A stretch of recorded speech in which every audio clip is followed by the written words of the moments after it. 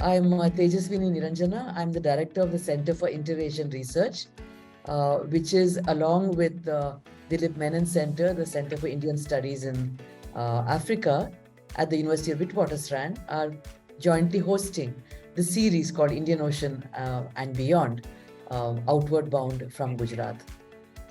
We've had some amazing speakers, and we're going to have yet one more today when Yasser Arafath makes his presentation. All of these people have foregrounded these questions, whether from a historical perspective or an anthropological perspective, sometimes both. Some idea of how a way of thinking through the ocean, a way of thinking from the perspective of the ocean, very dramatically transforms our sense of geographical terrain as well. So, and I think that we have been putting up the talks on YouTube, on Ahmedabad University's channel. If you go to our center's website, Center for Inter-Asian Research, you will find the links to the talks, except for one. I think we have all of them up. And please watch out for our announcements. Please write in if you want to be put on our regular mailing list. We have this webinar series, but also many other events, both in person and online. And it'd be great if you could be part of some of those. So I'll now hand over to Dilip.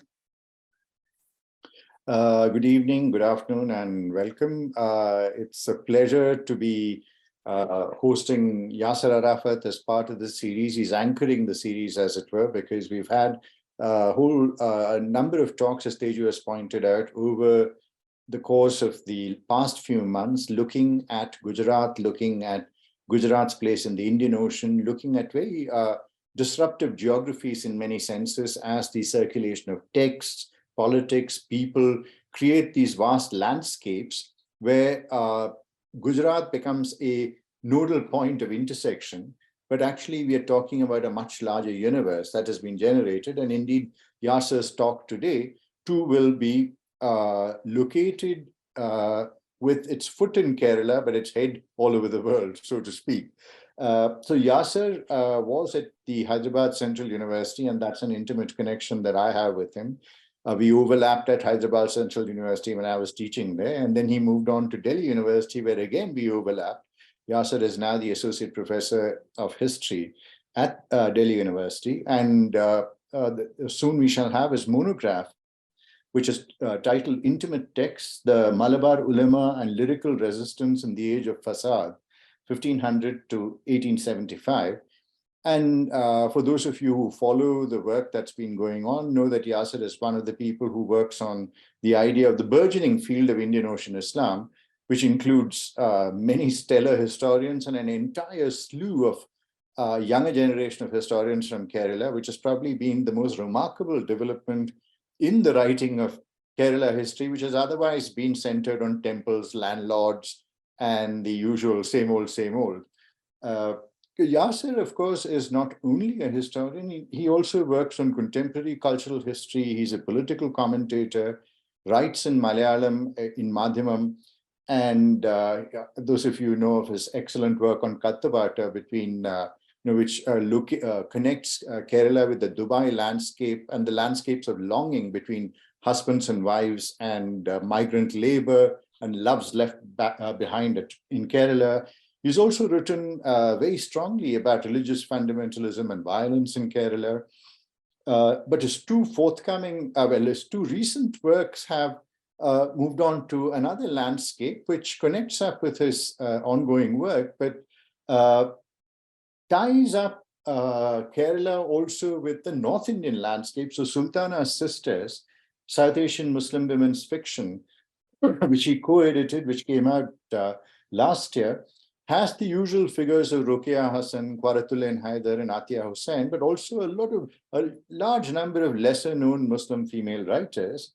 And soon we shall have another book forthcoming later this year or early next year, which is titled, edited with G. Arunima, The Hijab, Islam, Women, and the Politics of Clothing, which I'm sure will be a very, very important intervention in our thinking about the whole sartorial politics through which Islam is being viewed, whether it's in Europe or in India. So Yasser, we are delighted to have you and look forward to your talk. You have 40 to 45 minutes. There shan't be any arbitrary cutoffs. We hope you will discipline yourself. And then we'll have open the floor to questions. Thank you so much. Just give me a second. So there is an unpredicted An unpredicted departure, so it seems, but I'm sure he'll be back.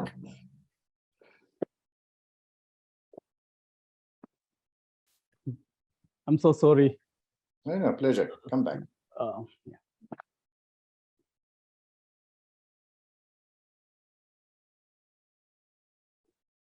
Thank you. Professor. Good evening, and of course, thank you, Professors Tejasvi Niranjana and Philip Menon, for inviting me to take part in this series. Being a part of this program and spending time with scholars, friends, and young students from India and other countries is truly an honor, I should say. I also like to thank the members of the logistical team because they seems to be quite enthusiastic and energized now. So I've been thinking a lot about various Indian Ocean Islamic communities and their multiple sites of knowledge production, focusing more on their engagements with different colonial powers since the beginning of the 16th century. So this talk is part of that thing. It explores the interaction between the Muslim ulama of Malabar and the larger Muslim community in the Indian Ocean region. So the Malabar ulama, as I call them, were part of an ever-evolving transnational knowledge network in which various kinds of scholars, texts, and fables were in continuous motion. Since the 16th century, in response to the expansion of Portuguese imperial ambition, the Malabar ulama recognized the importance of constructing Islamic communities of multiple resistance based on theological texts, discourses, and Islamic-hate fables. Indian Ocean witnessed a complex series of scribal and hortatory engagements between the ulama and common believers who were introduced to three major forms of resistance since the 16th century after the Portuguese entered the ocean sea and unleashed extensive violence. So these three forms of resistance were pietistic, jurisprudential, and physical. The ulama based their resilient discourses majorly on two concepts that I'm going to talk a little bit about here. So the first concept I'm going to talk about is the fasad, the social and political disorder, and the second one is fitna, the collapse of internal cohesion. So these were two major Islamic social and political categories that were used to address chaos and disturbances. So I start by looking at these interconnected ideas of fasad and fitna in the scribal activities of Muslim ulama in the 16th century Malabar, a region in modern-day Kerala on the southwestern coast of India. I think that these ideas are crucial to comprehending the interaction between colonialism and Islamic communities, as well as the dissemination of Islamic fables and fresh interpretation of Islamic piety, valor, and resistance in this area. The arrival of the Portuguese, their attempt to colonize the area, and the outbreak of coastal warfare in the 16th century ultimately led to significant miseries and upheavals in the region. So these categories would help us analyze how the Malabar literati try to educate and communicate with an assorted population of Muslims who come from all over the places and reconstitute them as a self-conscious body of believers who could be effective in resisting the Portuguese colonization with the help of local non-Muslims and political powers in other parts of the Indian Ocean region that include Gujarat, Deccan, and other places. Malabar Muslims literati introduced new texts and notions of community, selfhood, piety, and faith practice of the Muslims in the coastal region. So I would argue that these scholars played a crucial role in developing an early sense of Muslim identity, as well as in fortifying an anti-colonial resistance mindset among the Muslims along the Indian Ocean coast. Because they were familiar with the rising maritime religious tensions along the Indian Ocean littoral region, the scholars in the 16th century saw the Portuguese as an adversarial external, which caused extensive fasad and fitna in the region. So when it comes to fasad, so the Quran contains the first Islamic uses of these two powerful expressions. The Quran uses these conceptual categories for describing disturbance of various kinds, including intra and inter-community tensions. Following Quranic root meaning, Zainuddin Makhtum I, so one of the major scholars of the early 16th century, who wrote one of the major texts, which is known as Tahrir, really deployed these categories in the context of a spectacularized Portuguese violence in the whole of Malabar. And he categorized Malabar, Biladullah, God's own land. The whole idea of God's own country actually goes back to this particular expression, Biladullah, God's own land.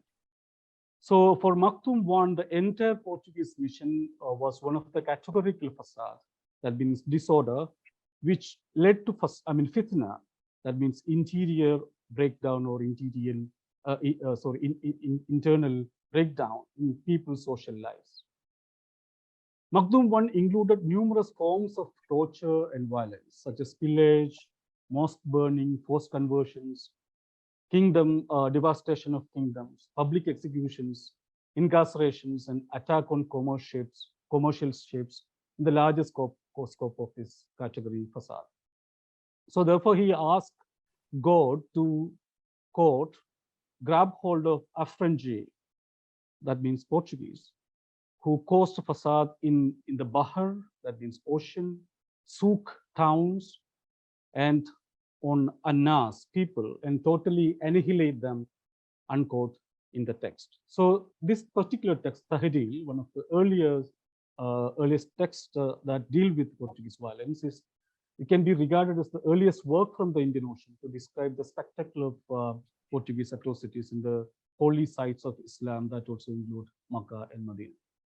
So traditional Quranic commentators considered the spread of corruption in the nation or mischief on the earth to be equivalent to blatant disobedience of God, and also fasad. Some of the contemporary Muslim scholars claim that the destruction of the environment is also one of the central components of fasad. However, the majority of the traditional commentators have limited the scope of fasad to violent crimes falling under the legal definition of hirba, which includes armed robbery, assault, that includes rape, murder, particularly of innocent people. So the two scholars that I'm going to deal now, Qadi Muhammad Kalikuti and Zainuddin Makhtum II. So they also provided additional information regarding the facade-related difficulties in the region. So they felt that the facade was brought on by the Portuguese, by Portuguese colonialism, not just in Malabar, but also across the entire region, extending from Indonesia to Egypt. So the Portuguese, according to Qadi Muhammad, are, to quote, etiolated, idolatrous infidel, unquote, to continue to unleash. Who continues to unleash facade across the maritime region. So the story of onslaughts that encompass spiritual violations, physical demolitions, obliterations of the rule of law, disgracing of rulers, and occupation of land. And Qadi described this definition. He actually makes this definition in one of the texts that he wrote, Kutubatul Jihad. So he argues that the people in the Portuguese imperial grid had never witnessed, or Indian Ocean grid had never witnessed such a facade from any other groups in the ocean. So he attempted to show the readers how such facade activities helped the Portuguese to increase their colonizing power in the sea and on land. In one of the major texts that's been in circulation for a long time now, it's almost like 400 years, Fatul Mubin, Qadi threads the narrative of facade around the activities of the Portuguese, which includes the demolition of Islamic edifices, wiping out of religious signs and names, orphaning children, making women widow, and also taking away livestock, and particularly keeping Muslims in prison. And so one of the things he brings into the category of fasad is also is exhumation of graves. As I mean, according to him, Portuguese was continuously doing this grave digging of Muslims. So Maktoum too, the third scholar, devoted a whole chapter in his very famous Tuhfatul Mujahideen to describing the pattern and effect of Portuguese brutality in the area and beyond, after setting the spectacles of their atrocities in the context of Assad. So the public display of violence, according to Maktoum II, who lived in the second half of the 16th century, and his definition of fasad also includes spitting on the face, burning houses, chanting the Quran, defacing the place of worship, enslavement, physical torture of women, sexual assaults like stripping and forceful naked parades on the street, and so on and so forth, and of course forceful conversion too. So this fasad operation, in his opinion, in the book Tuhfatul Mujahideen, are part of the new empire's anti-Islamic agenda, to quote him. So Maktoum too claimed that the Portuguese intended to continually degrade the locals while converting the whole territory to Christianity. So in actuality, the fear of fasad among the Muslim ulama grew as soon as the Portuguese assumed authority in India. Portuguese leaders made no secrecy about their religious motivations. The first Portuguese governor of India, Alfonso Albuquerque, made his dilatory declaration aloud, an open dream. He had an open dream to undermine Makkah's holiness and to, quote, turn the prophet's body into a ransom, unquote. So one of the major scholars of this Christianity in India in the early modern time, in Zupanov, asserts that as early as the 16th century, such violence and onslaught threats were being heard throughout the Portuguese occupied regions. So atrocities committed during the Hajj pilgrimage, the Portuguese description of Muslims as slaves, and the statement of war on Makkah and Medina were all seen as major fasad. Maktoum too portrayed Makkah and Medina as the ideal representation of divinity, holiness, and Iman, means belief. So all this assault, in Maktoum's opinion, infringed the long-standing autonomy of several communities in the Indian Ocean region. The ulama in the discussion claimed that the Portuguese fasad also included the destruction of mosques and madrasas. They wrote a great deal about the mosque in Malabar being destroyed. So the ulama claimed that the Portuguese destroyed numerous mosques and attempted to replace them with churches, altering the urban environment and religious aesthetics in the Malabar region. So attack against, for example, the Masjid complex in Ponani and other places. So in fact, there is a huge description, a long description about this attack. So Portuguese attacked Ponani repeatedly throughout the 16th century, beginning with the first assault in 1507, and continued to attack this particular mosque, Ponani Mosque, in the 5020s and 5050s, and these attacks were particularly severe. So Maktoum I, the first scholar I spoke of in his Tahrir,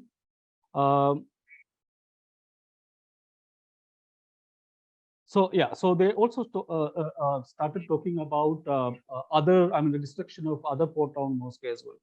For example, Qadi Muhammad depicts how the Portuguese burned down the Nakhuda Mishkal Mosque, a 5-story monumental masjidas complex believed to have been built in the 14th century at Calicut by a Turkish sailor. So the Portuguese also conducted a series of attacks on the Charlium Mosque and tried to replace it with a fortified church in the 5030s. So all these masjid dars complexes, as I describe them, attracted students from various Indian Ocean regions such as Ceylon, Sumatra, and Java from the very first decades of the 16th century. And there are also unverified reports that students were also coming from Deccan region and also Gujarat coast. So another important aspect that the ulama brought to the framework of fasad was the activities of missionaries and the conversion tactics that the Portuguese employed in the region.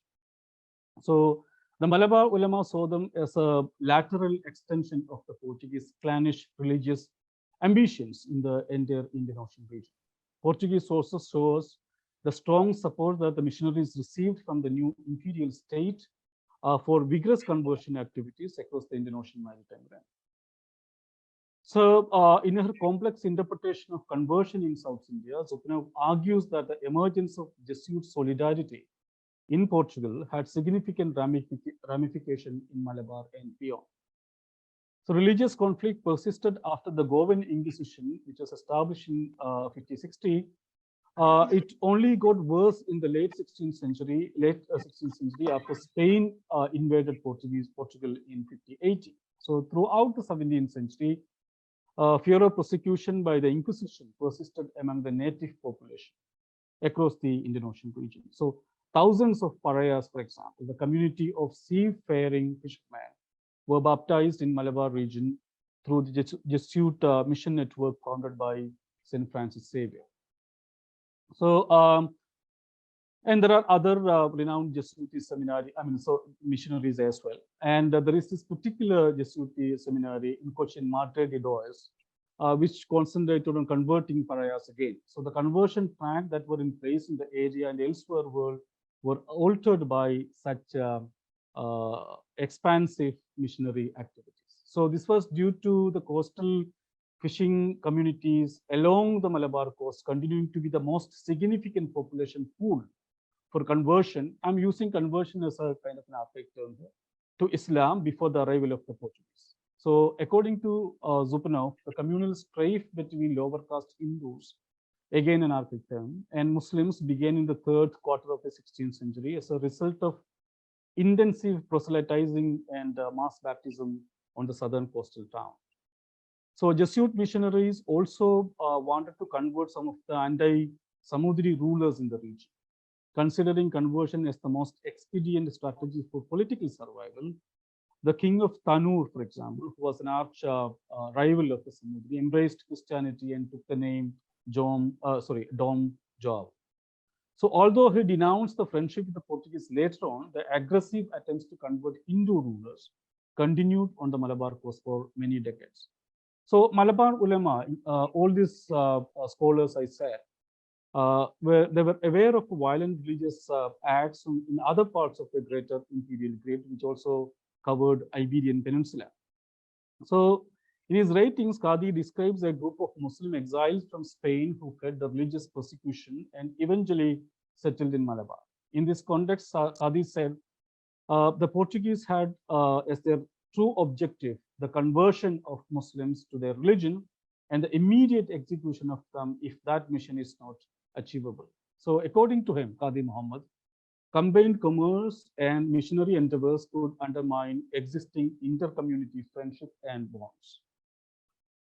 So similarly, according to regional oral tales, Portuguese violence was not just directed towards Muslims.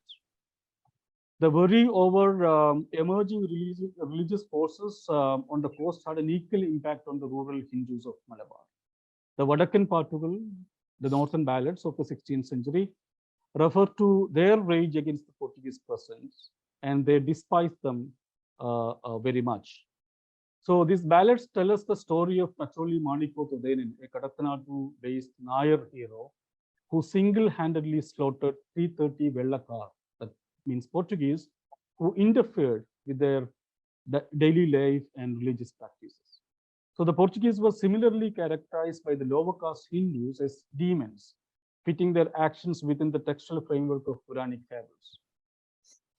A 16th century Thothambatu, which is a lyrical portion of the Theyyam performance, claims that the Portuguese were viewed by the lower caste inhabitants of Malabar as Ravana, who appeared from the sea to kidnap and sexually assault lower caste peasant women in coastal areas.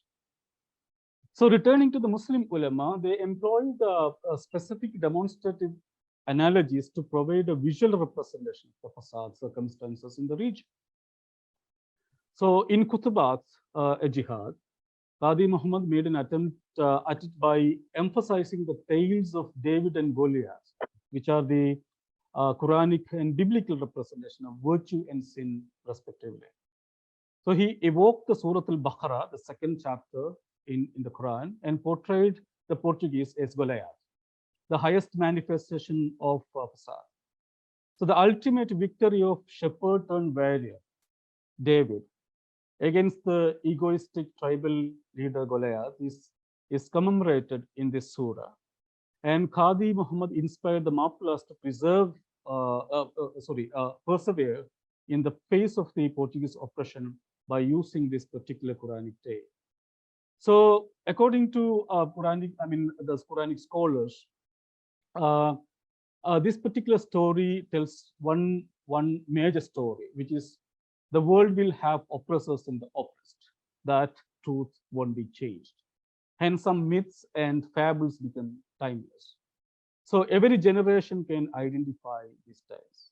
So one of the most ageless parables of the oppressed is this particular tale that you find in the biblical literature and also in the Quran. So this surah, the Surah Al-Baqarah is set against the backdrop of the Quraysh tribe, which is the most predominant tribes in Makkah, and their tyranny over the early Muslim lives and the continuous atrocities that they committed against the early believers who were forced into secrecy and protracted migration. So in this tale, Muslims finally triumph and experience a status change. So it was in essence a tale of optimism and fortitude. While the Muslims and even the Samudri rulers fought with the traditional weapons, the Portuguese on the other side of the ocean had gunpowder and highly developed firearms. So David was a common soldier with no imposing build, and he carried stones and a slingshot. The moral of the fable is to be brave and steadfast in the face of great violence. The Quran reminds them of this story after the victory of the Meccans, and in the text of Qadi Muhammad, it comes as an extension. So similar to this, Qadi emphasized the significance of fasad in his other text, Fathul Mubin, by illustrating the Portuguese with another Quranic example, Jarada, that means locust. So Jarada has been interpreted as a representation of filth, fright, panic, chaos, and devastation. According to Qadi Muhammad, the Portuguese Jarada came with some wicked intentions and feared that these designs would obliterate all currently practiced socio-cultural norms and moralities in the region. So I argue that Qadi gave a monstrous, ugly meaning to the Portuguese by equating them with Goliath and locusts and declared the final victory of Muslims, the weak defendants against the colonial power. So Maktoum I, the first scholar I discussed, he also used Quranic tale of Prophet Moses, who used the might of his miracle stick to cross the Red Sea and overthrow the Egyptian pharaoh's absolute rule. Maktoum I did it for creating a sense of collective resilience in the region. These depictions of the ultimate victory of the weak but God-fearing Muslims and the imagery of the sea should be interpreted as narrative devices used to construct a future filled with hope, normalcy, resilience, and freedom from agony. Thus, the ulama demonstrated the significant plumage of social, cultural, and moral situations in the region through concept of fasad. Social chaos, maritime disturbances, conversion, and the attack on sacred places were conceived as attacks on the bodies of individual Muslims in the region. Therefore, based on the ulama's concerns about the political, economic, and religious consequences of the Portuguese activities, this phase in the Indian Ocean region can be termed the age of fasad. So the ulama of Malabar believed that only a pietistically disciplined Muslim community could preserve their individuality as autonomous believers in the age of fasad. However, creating such a disciplined Muslim community was not easy, as the consistency of Portuguese fasad created fitna, the second category in this discussion. So according to them, the problem of fitna inflicted harm on the body and minds of Muslims, apart from creating dangerous effects on their relations with non-Muslims communities in North Malabar. So the second category, fitna, it is a collective term used in Islam to describe a disorderly civic situation. It has a lengthy history in Islamic textual expression. It's a conceptual category and has been employed by scholars from the 1st century of Islam. The power struggles amongst the clans in the first 10 years of Islam following the Prophet Muhammad are when the phrase internal disputes or fasad, fitna, originally appeared.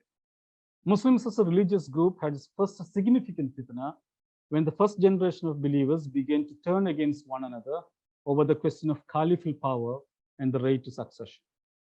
So Malabar ulama used fitna as a social category and a political category as well, and expanded its classical meaning by including non-Muslim communities within its framework. So Maktum I was the one, the one who introduced the concept of fitna in the Ulamite textual engagements in the region and brought into the framework the consequences of Portuguese activities in the everyday life of the region. Following Maktum I, the other two scholars I mentioned, Maktum II and Qadi Muhammad, located fitna in the disappearance of the harmonious social order in the region.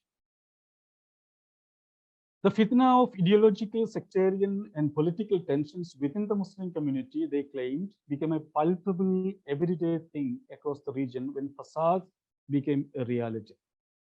This caused the amicable connection between Muslims and the other local religious groups, which had previously seemed inseparable, to break down. So they held that the Portuguese strategy of terror and agony was designed to sow the seeds of civil unrest in the interactions between different Muslim groups in the region. They claimed that this might completely disrupt the region's social structure. Thus, the new conflictual situations of the 16th century forced the ulama to warn Muslims about the consequences of such widespread internal tensions. Placing them within the larger context of fitna, Qadi Muhammad identified the far-reaching consequences of such situations in urban Malabar. He argued that the variegated religious and political interests of different sections created multiple fitna in different geographical locations within the region and outside. He also warned the Muslims about how such internal conflicts had destroyed many Muslim communities across the world. So Qadi Muhammad and Maktum II subsequently advanced the concept of fitna to a different level. They now address fitna in a broader context of tensions between Malabar's various communities. Maktum II located it within the new conflicted situations that emerged between Muslims and Nayars, a martial caste in the region. He discussed how Muslims and Nayars maintained a long history of everyday sharing in Malabar. He then enunciated how tensions emerged between Muslims and Nayar soldiers who were waging a collective war against the Portuguese in the initial phase of their imperial occupation. So fitna war erupted when the Muslims and Nayar disagreed over how to divide war booty and devise war strategies against the Portuguese, whom both saw as a common enemy. This led to many incidents of intolerant behaviors, tensions, and skirmishes between. Similarly, Qadi was worried about the growing gaps in the anti-Portuguese resistance force, which consisted of various caste and religious groups in the region. He was very critical of the sporadic attacks conducted by a section of Muslims on both Jewish and indigenous Christian settlements in Malabar. So it was because the ulama considered both native Christians and Jews as integral part of the association of faith and necessary participants in the anti-colonial struggle. However, in the midst of the new vigor of Jesuit missionaries and the everydayness of Portuguese violence, a segment of Muslims saw native Christians and Jews as both enemies and allies of the Portuguese. Such suspicions and resultant attack on them emerged as a new development in the 16th century.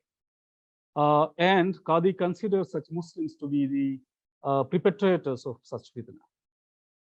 Another important aspect that the ulama addressed in the framework of fitna was the depleting feeling of both martiality and masculinity among a section of Muslims in Malabar. He criticized the effeminate nature of some of these Muslims who did not participate in the resistance against the Portuguese. According to them, both the scholars, of course, they do say this. Such Mappilas were found in places such as Kannur, Tanur, and Cochin, areas that were outside the domain of the Samosata kingdom. As a result, these scholars condemned the effeminate Mappilas, quote unquote, effeminate Mappilas' reluctance to engage in armed resistance against the Portuguese facade and their eagerness to collaborate with them for mere worldly pursuit. So now I move from Arabic to, of course, I deal a little bit of Arabic fables here. Then I move to Arabic Malayalam fables. So as I said in the beginning, new scribal formulation in 16th century Malabar were kind of heralded by Maktoum, Zainuddin Maktoum I. So it's also believed that he visited Cairo and many other places and Makkah, Medina and all. So he began literalizing various nuances of Islamic wisdom in order to create a different trajectory in the spiritual life of Muslims in Malabar. And he was writing in Arabic.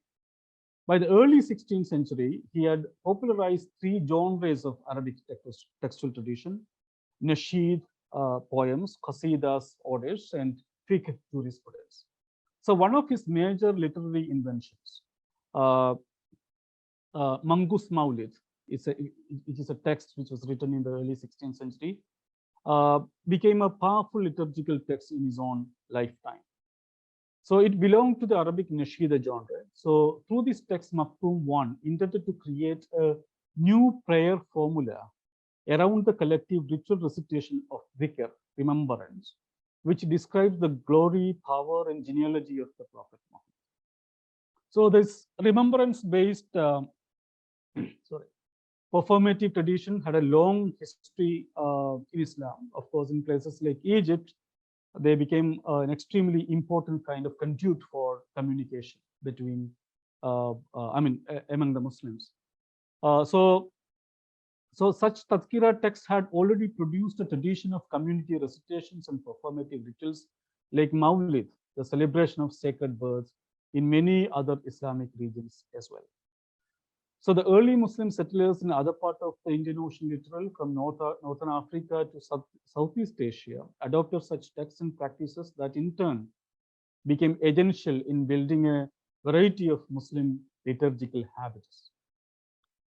So Maktoum I urged Muslims to adopt this poem as a prayer formula when they face grave situations such as distress, spiritual dryness, and health issues such as cholera and plague.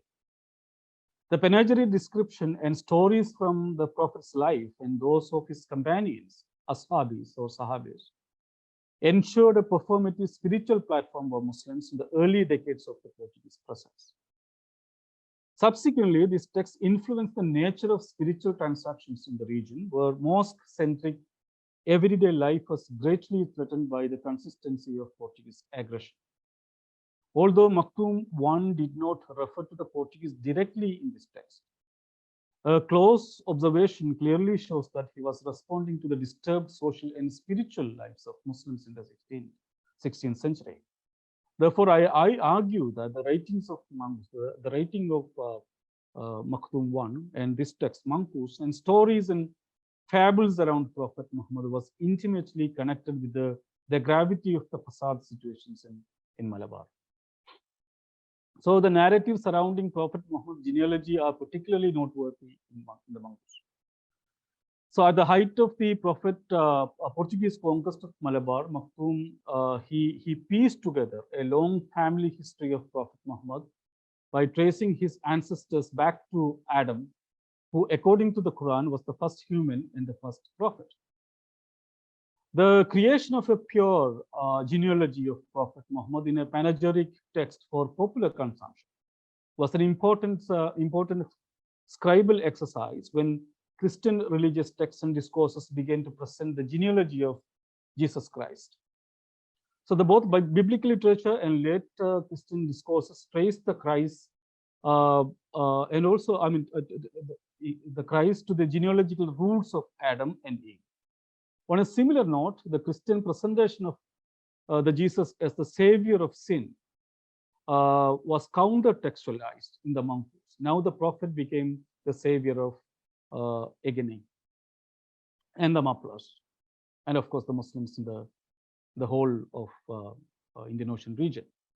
Maktoum presented Prophet Muhammad as the protector of Muslims in the gravest of the times.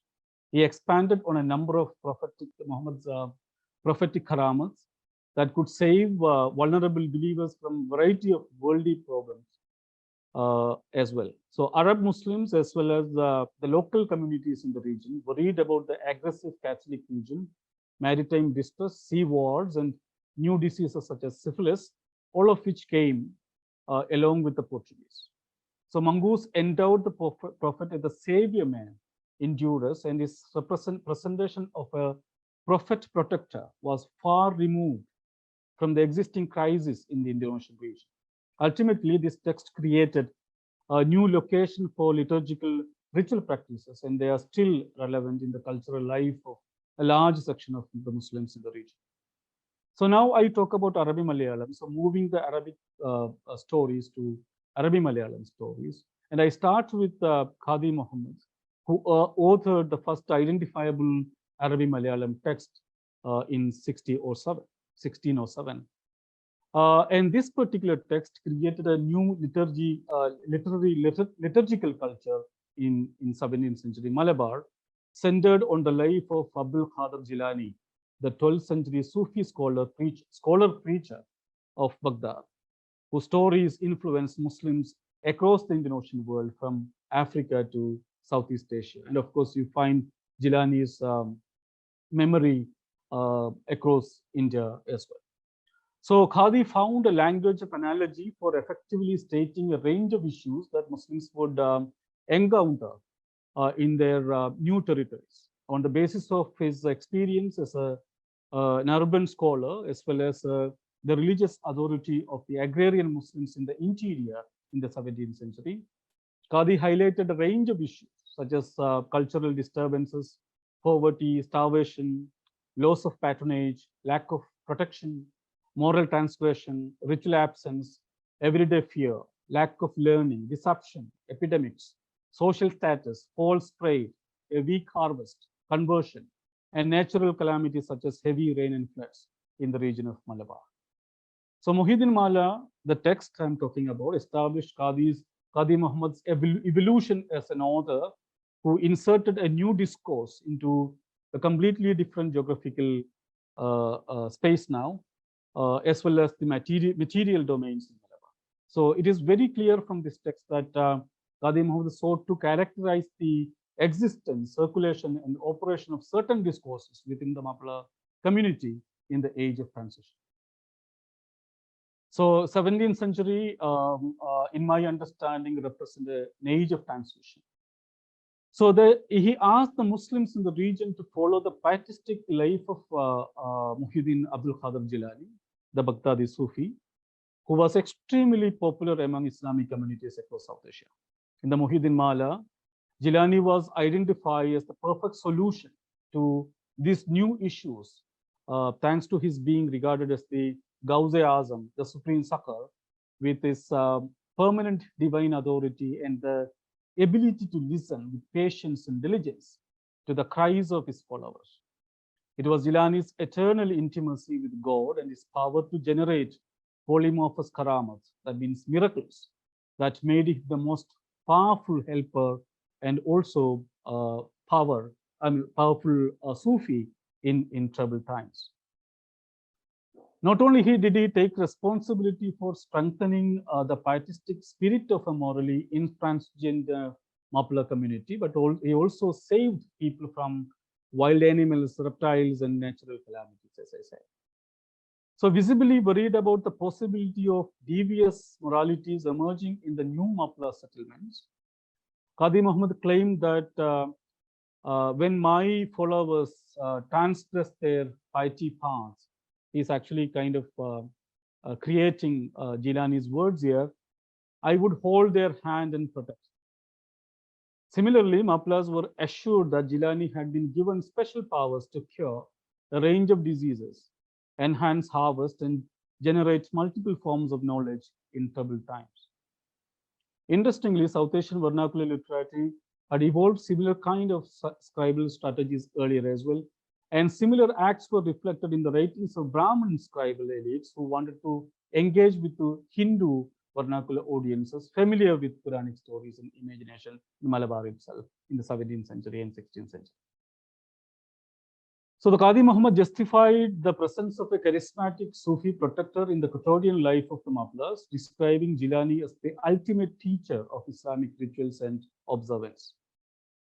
He explained Jilani's perfect embodiment of Islamic virtues as something for Mappilas to emulate in their pursuit of self-awareness and power.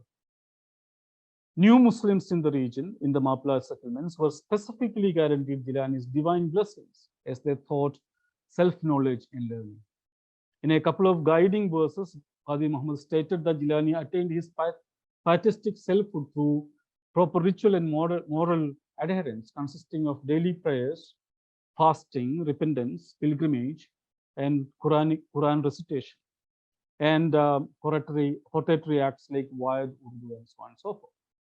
So, in the absence of enough religious teachers in the interior and in towns, Jilani's charisma as a divinely ordained preacher communicated in a circulatory poetic text, and it made a significant impact in the new inland settlements, most of which were distant from urban educational institutions and professional religious authorities such as Qadis and Muftis.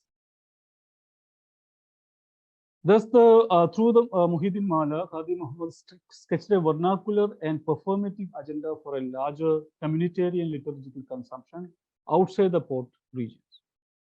Not only did he use a range of relatable allegorical narratives delivered through a Sufi mouthpiece, but he also shaped the formation of an Islamic vernacular liturgy using these fables. Jilani accordingly emerged as the Mappilas' immediate interlocutor, who was bestowed upon them by God to safeguard their interest.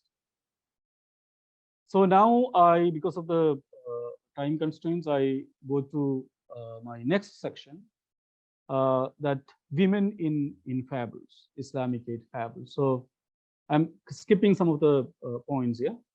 So one of the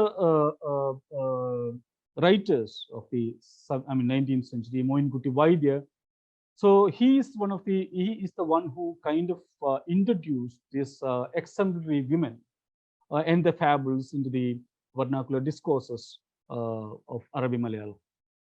So he brought Fatima, the first woman in the discussion. First women to be discussed in an expansive way. And Fatima came to the vernacular Arabic Malayalam vernacular audience, and and of course, Vaidya, he was raised in a very famous agrarian landed family, and he also experienced peasant uprising that swept South Malabar during their peak in the second quarter of the 19th century, when the British oppression of the peasants reached an extreme level. So he's writing these poems. So one of the poems I'm referring to is Mula Puranam Oppanapathu, which was published in 1872. So he talks about Fatima, the youngest daughter born to Muhammad, and his first wife, Khadija. So he describes her the most enlightened flower who with her grace and beauty might illuminate the entire planet. Realizing the importance of a life, Vaidya wanted Fatima's stories to be sung and remembered through the performance of Opana. Opana is a unique ishal or a beat in which singers sing and dance about the bride while making innuendos about their upcoming marriages. So it originated in the 19th century. So this entire text revolves around the lives of Fatima and Ali, her husband, and the fourth Caliph. So it suggests how Mappila women are engaged with aspects of marriage, corporeal piety, obedience, and loyalty, and they're all being constructed through the image of Fatima, for whom Prophet Muhammad, who was the father, wanted to choose the best men in Haramain, that means Makkah and Medina. Fatima is urged by the Prophet to consider Ali's poverty. The fourth Caliph Ali was a very poor man when it comes to money. And he asked Fatima to consider this poverty as an asset rather than a reason to avoid it.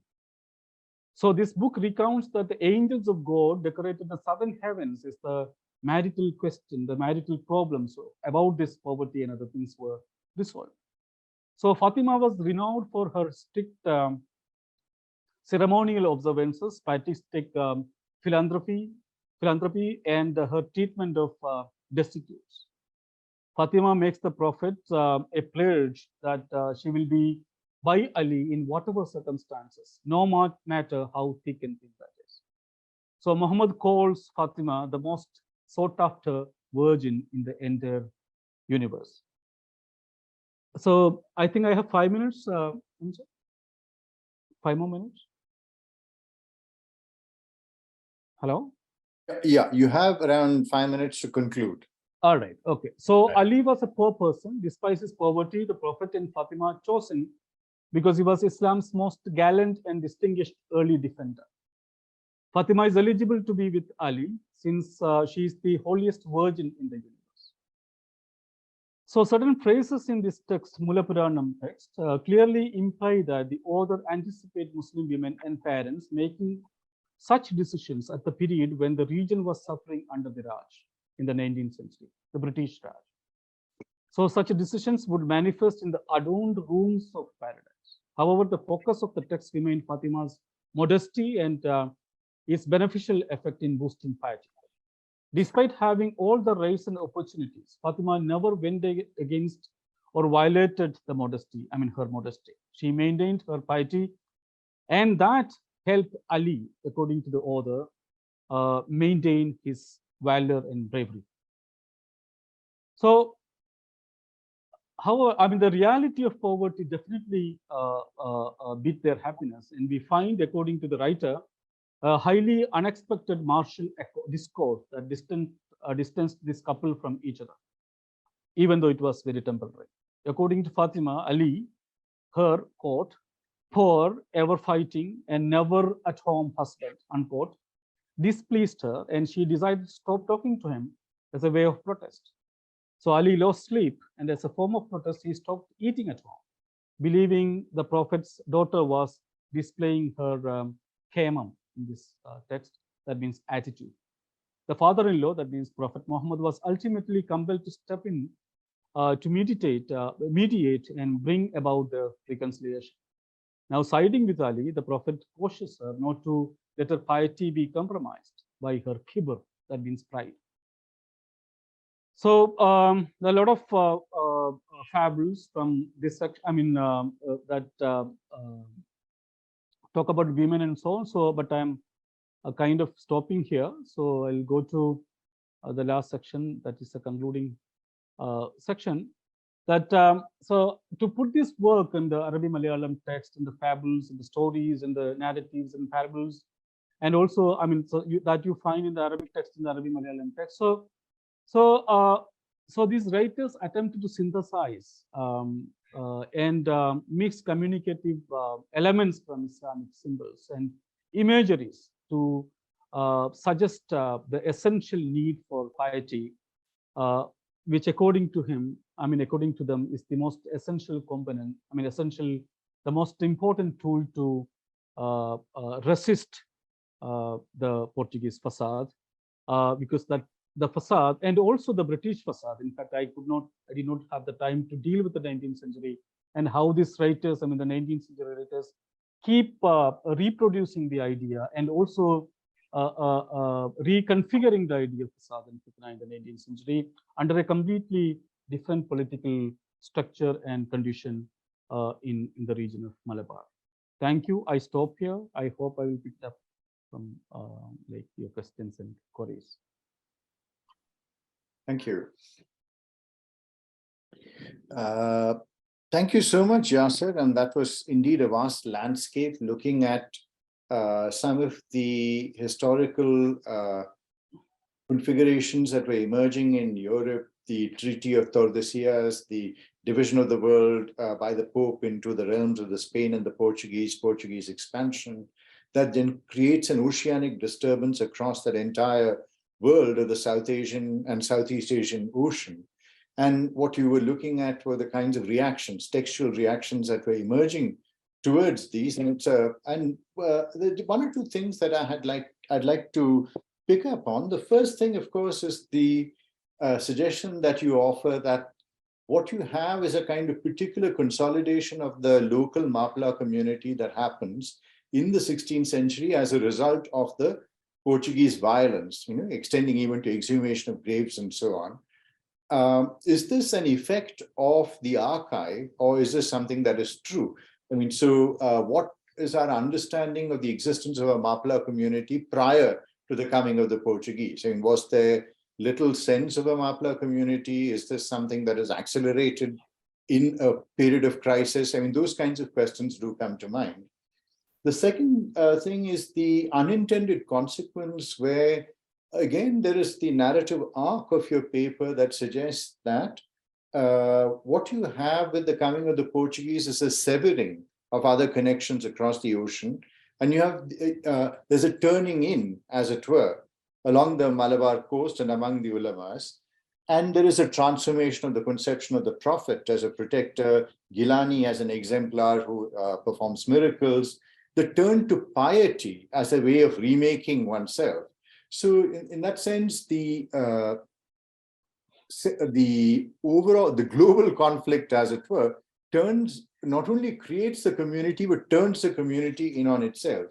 And so this is a kind of narrative arc that is provided to us within the context of two colonialisms, right?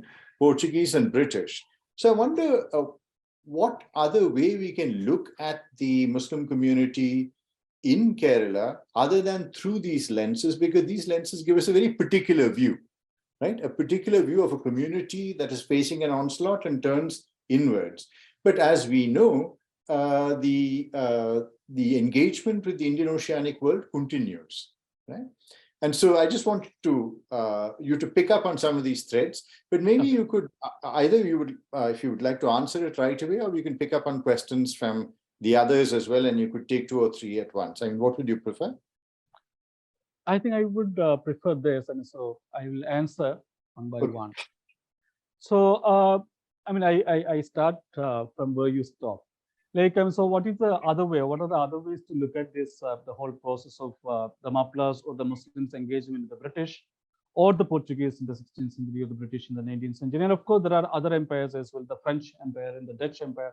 So in fact, we have other kinds of colonial powers who had different kinds of relationship with the Mappilas and the Muslims on the coast.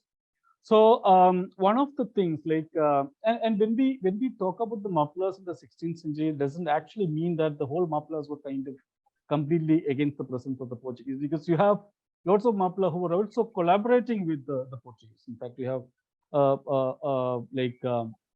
Mappila businessmen, entrepreneurs collaborating with the Portuguese. You have the Muslim rulers kind of collaborating with them, and also you have Muslim rulers who are kind of completely against this kind of the fatwas or the textual kind of engagements. So, I mean, it is not a kind of a homogeneous textual engagement. We say that these people are only facade. And of course, there were takers of the Portuguese. That is what I'm trying to say. There were takers of the Portuguese in non-Samudrite regions like Kannur and other places. So, the first question you asked is like, what was the pre-Portuguese life of the Mappilas, right? I mean, so that is one of the things.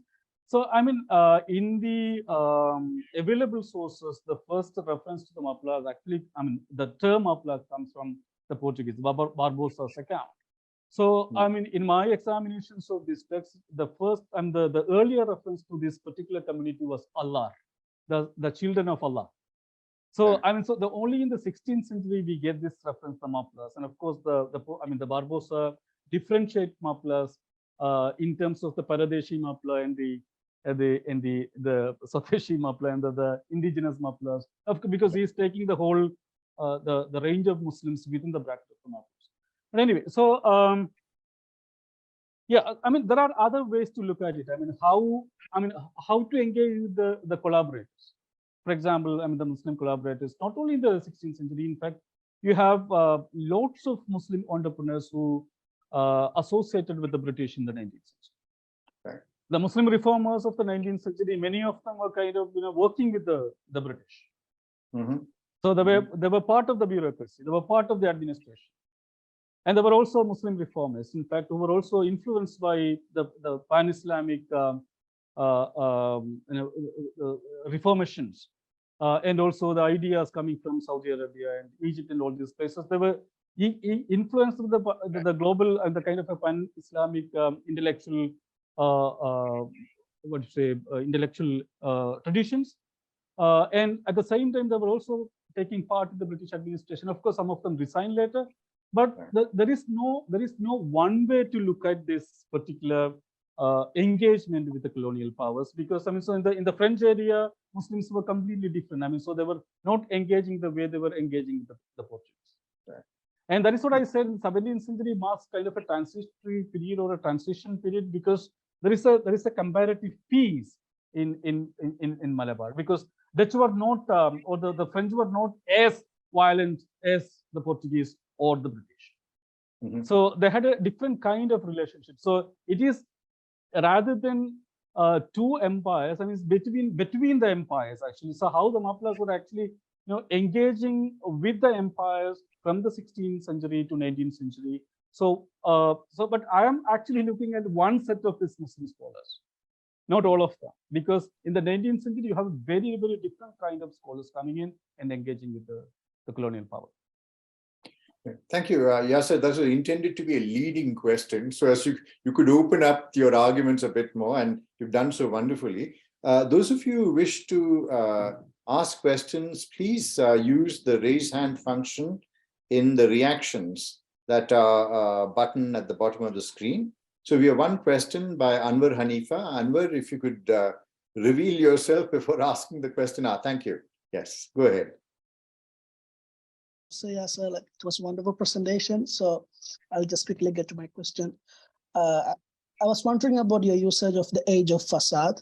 So I was wondering, facade was a mundane usage for Muslim people in the 17th century, or did facade has a particular meaning among the scholars? Like still we have a lot of Arabic usages in everyday life of Malabar. So it may sometimes be a common word for the problem. So like when we say something like the age of problem, so I was quite wondering about, did facade has a particular meaning, or was a common usage in that period, and you taking that particular usage to be encompassing whole this period, and how far was this usage of facade popular? We have some example of 2-3 scholars, but no more than that. So I was wondering about this whole idea of age of facade to recognize a period, whole period. Yeah, thank you, Anwar. So that's a wonderful thing. In fact, so this is so when we talk about facade as a popular term, of course, it is a popular term as well. But the scholars I referred in this discussion, like Zainuddin Maktoum 1, 2, and Qadi Muhammad, they were actually using it in a very, very particular context. And so they are actually using it for a very, very particular context, as I said, taking the meaning and also the definition from the Quran itself. So, but of course, I mean, so since I did not have time to engage with the scholars who again kind of engage with the idea of facade. I mean, so that is what if you look at the poster, it's actually longue facade. So you have number of scholars, including Moinkutti Vaidya or many other scholars, Moinkutti Ilayya, and all this kind of scholars who wrote in Arabic Malayalam in the 19th century and the 20th century. You find not just 1, 2, 3, but hundreds of places where they use this category as a political category, as a social category to contextualize the presence of the British in Malabar. Okay, and also the same goes with the fitna as well. And if you look at today, I'm taking a different turn here. And when you look at Iran now, so they have a particular law called facade law. Anyone who troubles the state, right, anyone who troubles the territorial boundaries, okay, so they can be brought under the facade law, and Pakistan has a facade law even today. So so it is not just a popular usage. In fact, even the modern state is also using facade in a very, very different way. That's why, in fact, you have a facade law in Pakistan and a facade law in Iran as well. I think I answered you. Thank you for the question. Yeah, nice to see you. Nice to see you. Yeah, thanks, Anwar. Are there any more questions here? And thank you for bringing your story up to the contemporary, because I think we tend to imagine that many of these heuristic concepts that we use arise within particular historical conjunctures. And it's important to be reminded of Iran at this present moment. So anyone who is blasphemous will go to jail under this Fasad law in Pakistan as well. Right. Today. Yeah. Are there any more questions? Please raise your hand. Yeah, Dilip, if I can, Murari here. Yes, go on. I raised my hand, but I don't know. So yeah, coming back to your opening remark or question, it reminds me of work that Mahmoud Kuria did on an Indian Ocean rebirth, in which he actually deals with Qadi Muhammad Al-Kalikuti's work and focusing primarily on Ponnani and looking at frontier and how the kind of literature that were produced kind of help create kind of frontier zone across different parts of the Indian Ocean. But I think, it's given the nature of such sources, they do not, perhaps they reveal, I don't know, I'm not familiar with those sources. It seems Subramaniam in his 2012 book, Portuguese Empire, seemed to be much more balanced while dealing with Jan Aldine's work. So the question that, I want to ask, the kind of sources that you read, Arabic and Malayalam, do they reveal different identities of the infidels? Because, they collaborated with the Dutch, thinking that that will help them to dislodge Portuguese hegemony, right? And of course, the Dutch were not as religiously inclined, but also Portuguese, they differentiated between the Moors of Makkah and those who were like, on the Malabar coast. So where, in which areas you get, whether your sources allow you to actually read, in which they differentiate between different Europeans, and where they find some space to actually collaborate, to work, and look beyond religiously charged kind of whatever environment that it was. Okay, thank you, Professor Jha. So, when we talk about, so there is this ongoing debate around whether the Portuguese power was hegemonic as we understand today or not. So that debate is still going on. Because when we look at the presence of the Portuguese in Kerala, particularly the Malabar region, in fact, it was not a very long span of time that they actually had a very strong presence in this region. So in fact, they moved to other places like Cochin. From there, they kind of established their the whole system elsewhere. Like even Bijapur was one of some places, not actually Malabar. After the 1575, in fact, they did not have much kind of presence in the region of Malabar. That's one thing. When we talk about the Muslim scholars' engagement with other empires like Dutch and French, so we don't have much documentary evidence documentary evidence which tells us that how they engaged. Because when we look at 18th century Muslim writings, so far we have, in my understanding, 3 or 4 texts that actually the whole 18th century available texts that we have. So only 4 texts we have to actually deal with the 18th century. So because as I said, there was this movement of peace. And when it comes to Muslim writers, that's my understanding. I can be completely wrong. Also, when it comes to Muslim writers, particularly of the oceanic writers, most of these, so they it seems that they need to have a catalyst, an external catalyst. Maybe they were in a kind of love and hate relationship with these Fasad people. I mean, so otherwise they were not in a position to kind of, write. I mean, because 16th century produced so much, and 17th century you only have one text or two texts, and 18th century we only have four texts. But 19th century again, when the British came, when we talk about Arabic Malayalam texts, we are talking about, in some opinion, we are talking about 6,000 texts. And some scholars would say that Arabic Malayalam, scholars produce 400 texts, 4,000 texts. I have 1,500 texts with me. I don't know what to do with that. So seriously, so you need some 10 lives to actually engage with all these texts. So the British came, you have enormous production of this kind of literature. So Fasad was not only disturbing them, it's actually Fasad was kind of functioning like a catalyst for this writer's right. Okay, so piety was not a thing. They were kind of motivated to write, but the aggression was the motivator for that. Yeah. So, but they had a different kind of understanding with the Dutch and France. And when the British came, in fact, they went back to the earlier, senses and sensibilities, and also kind of the writing they were having in the 16th century. And yeah, so I think. Yeah, that's a very valid point. Those who are motivated by mere deadlines don't produce much work. You need a larger crisis of some kind. Yeah.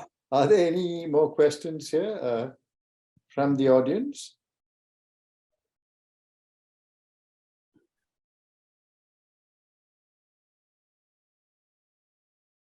One of the suggestions, Yasser, that has been made is that with the coming of the Portuguese, you have the departure of a lot of foreign Muslims, right? So if you have and otherwise, if you think about the world of Ibn Battuta, for example, when he's traveling around, there are large numbers of Muslims from other parts of the world who are working in Southeast Asia, South Asia, and so on. So in some sense, the coming of the Portuguese also provokes the growth of a local Islamic theology, looking for and not looking for precedents and fatwas from elsewhere. So there's that kind of development that also happens. I wonder whether you could just speak a bit to that. Okay, so when we see, these scholars were highly motivated and inspired by Muslim scholars, particularly when we talk about Sayyid Maktoum II, for example. So he was influenced by a large number of scholars from across the world. And so the text, which of course I'm dealing, so I'm having a great, I'm kind of engaging with that text in a very, very elaborated way. So his Fathul Mu'in, which is a jurisprudential compendium. So, and of course, he doesn't directly deal with the Portuguese in this text, but when you again like Karamanujan kind of scholars would argue that, and so any text, particularly the pre-modern text, need to have a context. And for me, this is the context of the political was the context of this particular fiqhi text as well. So, and if you look at the text, in fact, so this can also be considered one of the earliest, text from Kerala, which use what we say the modern methodology of writing a thesis or dissertation. So you find almost like some 400 scholars mentioned, and he's continuously taking references, and he's mentioning their names. He's mentioning the text names, the name of the places. And also the kind of, and of course, it is now is well established that he also had correspondence with scholars like Ibn Hajar al-Haytami or Ibn Hajar al-Asqalani kind of scholars who were in Makkah and Medina and many other places. And it's also, so it's, in the book, it's very, very apparent that he had long conversations with the scholars from Africa, scholars based in Makkah and Medina and all these places. So otherwise, such a text which was produced in which was completed in 1575, when the Portuguese presence was extremely strong in the region of Malabar. So that could not have been possible with this kind of a global connection. So of course, as Professor Jha was saying, I'm talking about Mahmoud Guria's work. Of course, Mahmoud Guria actually dealt with this kind of circulation. But what I am more interested in the content of the text. What this text and what exactly they're trying to say. So what each line of this text would, trying to say to us and also to the audience, the target audience of the 16th century.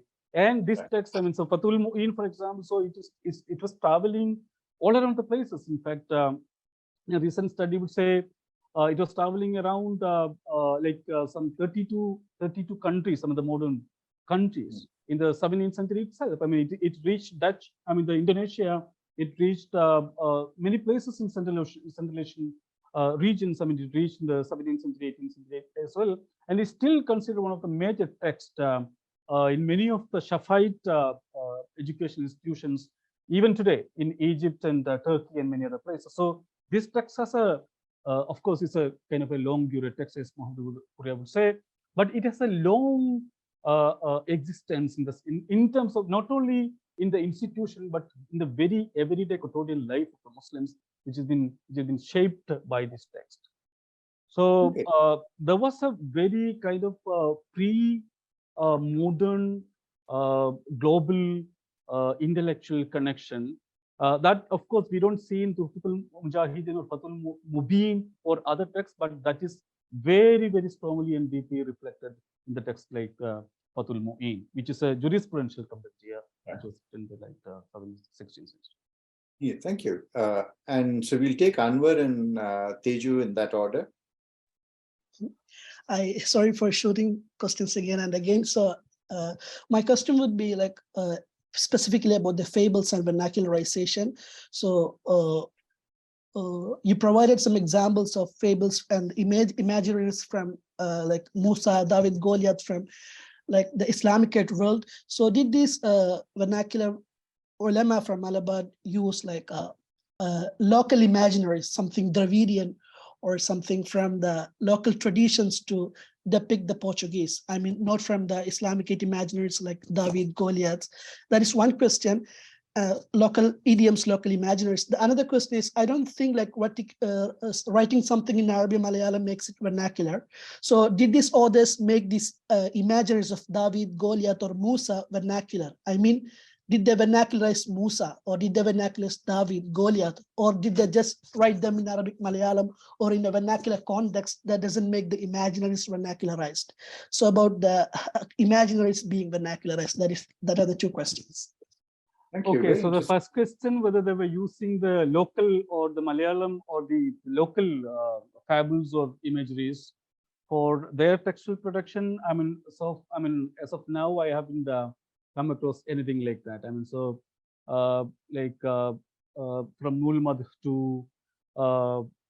to say Badar Padapatu, so the 18th century text, or even the fables I'm talking about. In fact, they did not pick up any local fables for their textual production. In their textual, the discussions.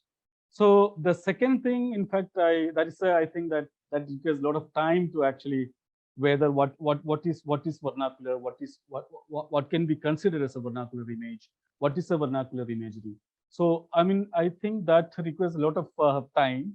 So, but what I want to tell you that if you look at Arabic Malayalam literature, particularly of the 19th century, in fact, we have lots of names like in the text. Of course, they were using the Arabic name.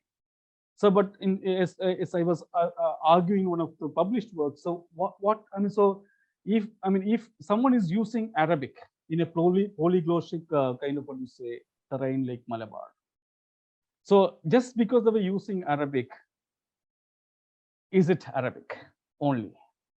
Okay, so we have to think about the whole debates around how a language is formed and what is vernacular, what is being vernacular. So what makes Arabic Arabic? What makes Arabic Malayalam? In Arabic Malayalam, what to say, engagements. So whether Musa is an Arabic term or it's an Arabic Malayalam term, or Dawood is an Arabic term or it's an Arabic Malayalam term. So that requires a lot of other debates, Anwar. Thank you. But I really thank you for the first question, in fact, because my eyes will be open now to have to see something like that. I mean, the local fables coming in the Arabian text. Thank you for that. Really. Thank you. I'm flattered. Yeah, perhaps Teju, you could do a last question from you, and then we could round up proceedings, right? We're nearing the end of our time, isn't it? Sure. So I'm trying to compare Yasser Arafat's talk to some of the earlier talks we heard, which were much more specifically about Gujarat. And one thing struck me, and I don't know, maybe Dilip, you can remind me if I'm remembering this correctly or not. One thing struck me that some of the figures we heard about, Yasser's presentation was pretty much about textual sources and textual travels, if you like, the traveling of texts and so on. He did speak about people from North Africa, Southeast Asia coming to Kerala, right? But I think he did not speak about people from Kerala going to Makkah, for example. Whereas in the earlier talks that we heard, there were these very interesting figures from Gujarat who went and made a career for themselves in Makkah, Medina, Ottoman Empire, etc. So I just wondered, I mean, surely those paths would have intersected. Surely Malayalis would have gone there because they go everywhere, as we know, right? So it's just a curiosity, like, you spoke about everyone coming to Malabar. You did not speak about people from Malabar going to these places. So I wondered if there's any evidence in the sources you're looking Definitely, at. I'm sorry. So I think you finished. So yeah, so of course, I mean, so they were going from the, since the early 16th century itself. There is, of course, unverifiable, some of this, travel are kind of unverifiable. So, but the Zainuddin Maktoum too, I mean, there is a solid evidence. I mean, if you go by his text and also the kind of discussions he's talking about that he had, so it is, it's very easy for us to say that, so this person was actually in Makkah. Okay, so, and of course, scholars from Kerala, they would say that he was, some of them would say that he was in Makkah for 10 years. Some of them would say that he was in Makkah for 7 years. And many of them would say that he was also in Cairo Al-Azhar University for a long time. And definitely, so he's talking about the Sheikh, his take, my guru, my teacher. And I had, saying Fatul Moin, he would say, I had this discussion with my guru. So I had discussion with my teacher. The teacher he's referring to is Ibn Hajar al-Haytami or Asqalani. So, and these people were in Makkah, so they were not in Malabar. So that means, in fact, they were continuously going. And Ibn Battuta would say that when he was in Java, Sumatra area, he saw a lot of Malabaris and people who were talking the Malabari tongue. And so there was this one of the recent works I heard, I don't remember it correctly.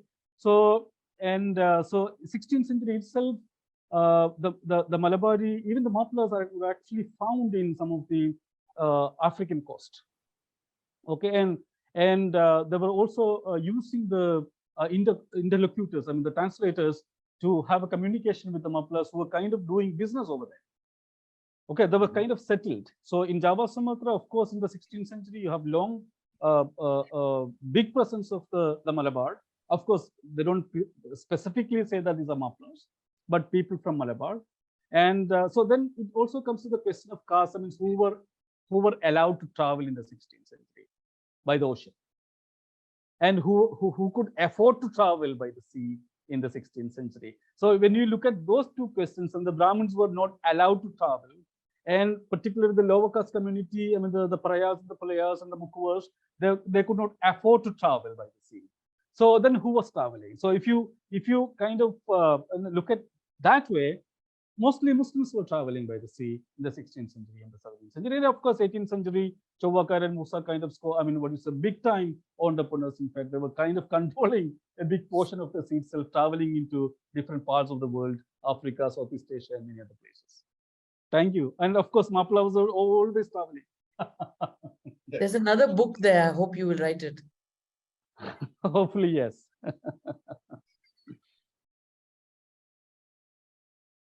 So, Teju, shall we round up the proceedings? So